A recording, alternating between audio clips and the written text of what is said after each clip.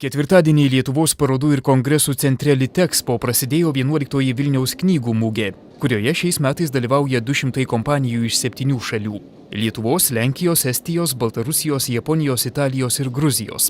Vasario 18–21 dienomis vyksianti Vilniaus knygų mugė skaitytojus ir dalyvius kvies diskutuoti tapatybės tema – kas mes esam ir ko mes būsim.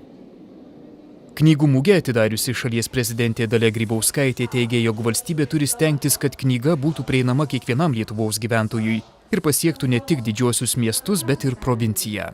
Turime be galo gražią progą, be galo didelę šventę. Tai knygos šventė.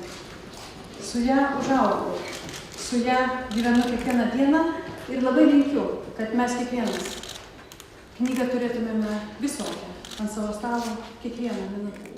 Pirmoji mugės diena, vasario 18-oji, skiriama specialistams ir vadinsis bibliotekų diena. Vasario 19-oji skelbiama ilguoju penktadieniu, nes mugė dirbs iki 21 valandos. Vasario 20-oji nekasdieninių pasimatymų diena, o vasario 21-oji šeimos diena, kuomet mugė dirbs iki 17 valandos.